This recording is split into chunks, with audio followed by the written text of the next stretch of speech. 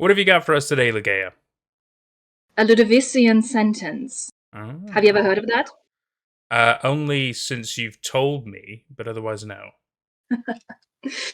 Good, then I'll tell you what it is now. It's linked to the name Ludovicus, which is the Latin version of the German name Ludwig. Hmm. And in French, that would be Louis. You would refer to personalities in Latin back in the times. And it didn't matter whether this was a German king named Ludwig or a French king named Louis. They're all Ludovicus in Latin. Right. Ludovician the Ludovician sentence is a sentence by King Louis of France and King Louis XV of France specifically. So we should meet the criminal who got this sentence, and that was the king's cousin, the Comte de Charolais, and his first name is Charles, which is the French version of Charles. And I'm going to call him Charles because it's really difficult switching from one language system to another. So the sound systems are not the same in French and English, and it throws me out. Completely Um, understand. the Comte de Charolais came from a family that had some real monsters in it. His grandfather suffered from clinical lycanthropy, so the old man was convinced that he was a werewolf. And Oh. usually they would lock these people away in monasteries for treatment or just to keep them away from society. But because they were aristocrats of the same family as the king, his grandfather got to walk free with that diagnosis. His parents were related, so Charles's father and mother were quite closely related, as far as I know. It's possible that they were also first cousins, which means he's a Ooh. product of inbreeding. Ooh. Yeah. Ooh. And they had a young relative who lived with them for a while, and I think you will have heard of him. That's the Marquis de Sade. Hmm. I somewhat recognize the title. Yes, so if you've ever asked yourself how he got to sadism, probably when he was living with his relatives. Because our friend Charles, he was a sexual sadist. So he would bring prostitutes home and he would beat them up until they were at least partially covered in blood. The blood aroused him and he couldn't get it up without the blood. Is that normal in sadomasochism for like blood to be involved? I know like the level of a level of physical. I don't want to say violence. I don't think that's quite the right word, but a level of physical harm is part of it. But I didn't know about like it could get that severe. I don't think that it's normal for everyone. And I mean, this is actual sadism. This is not some fetish play that he did. Right. So this is just because he wanted to hurt people. Yes. And it wasn't just sexual in his case either. He got off on harming people and killing people. So this is what we're talking about today. He went on a trip to the countryside once, and this was a full-on killing spree. He drove around. He had a coachman, and he wanted this coachman to run over three monks who were crossing the street in front of them. And France used to be a very Catholic country. The coachman was probably quite religious because, he charged at the monks, but he pulled away at the last minute.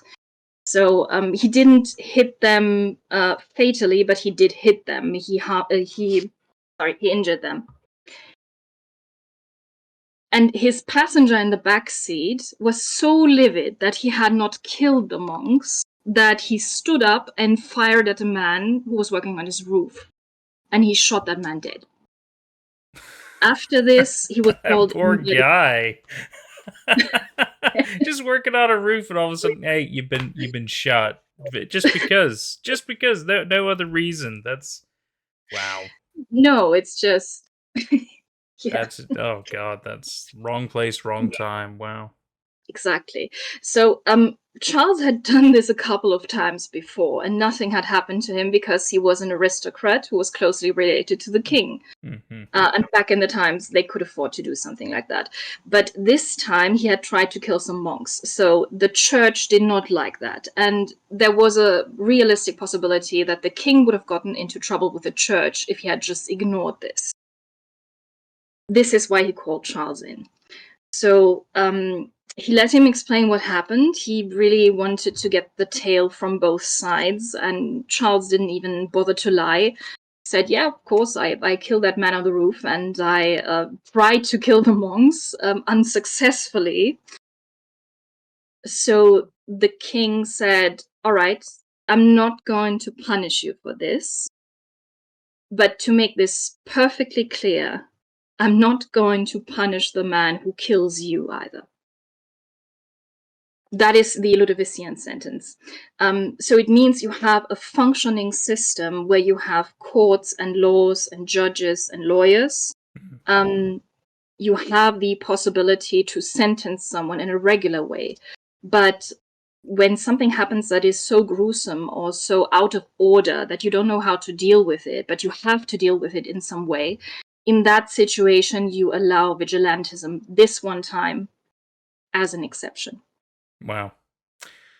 It's like that's pretty incredible when you really think about it. The fact that he's essentially giving other people a free pass to, I suppose, do what they want to this criminal. Really, Yes, and usually it's worse what they do to the criminal than what the court would have done to him.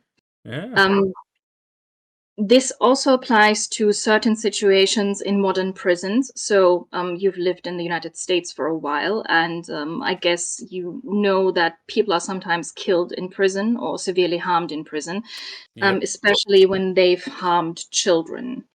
So yeah. That's a pretty common one. yes, and this is technically a Ludovician sentence when the people who represent the law, the prison guards, when they just look away when things like those happen. So when somebody is beaten up or when somebody is killed in prison and they will just pretend that they didn't see it, that they didn't notice it. That could be seen as a Ludovician sentence because you're basically allowing other people to take the law in their own hands and give them a harder punishment. Wow, that's a very interesting connection. Yes. So that's the Ludovician sentence. How about that? Thank you so much to my YouTube members and Patreon members for all the love and support. It's thanks to people like you that we can keep growing.